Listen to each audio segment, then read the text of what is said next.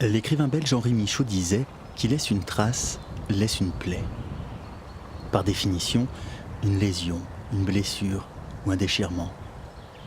Ici, voyons peut-être cette plaie comme une ouverture plutôt, comme si Mère Nature, d'un coup de griffe, avait décidé de percer les nuages et d'ouvrir un passage entre le Rhône et le massif de l'Épine. Ici, embarquez quelques minutes dans un pays méconnu, suivez la trace du pays du lac d'Aiguebelette.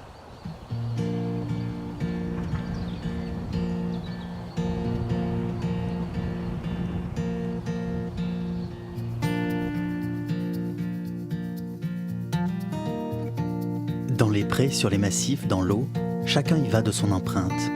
Du passage d'un chevreuil à la naissance d'un lavaret, en passant par le parfum de la végétation portée par le vent ou le chant des amphibiens des prairies humides, la nature livre quelques pistes quant à son identité, ce qu'elle a de plus beau, ce qu'elle protège, ce dont elle est capable, et ce qu'elle concède gracieusement à l'homme, des espaces qu'il sillonne depuis des millénaires, laissant ses propres traces sans se douter que d'autres humains les étudieront 5000 ans plus tard.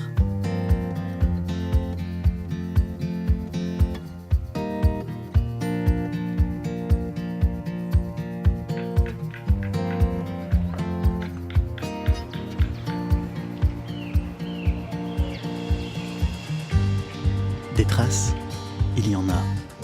Des traces volontaires ou non. Des traces pour se souvenir. Des traces qui parfois ressemblent à des plaies. Et, quand l'homme prend conscience des plaies qu'il laisse, c'est une trace qu'il laisse à ses héritiers pour qu'ils en fassent le moins possible. Alors, des traces pour apprendre, des traces pour étudier, pour célébrer et protéger ce que nous avons de plus cher. La vie, la terre, l'eau, l'espace que nous laisserons à nos enfants avec le moins de plaies possible. C'est ce voyage que l'on peut vivre au pays du lac d'Aiguebelette.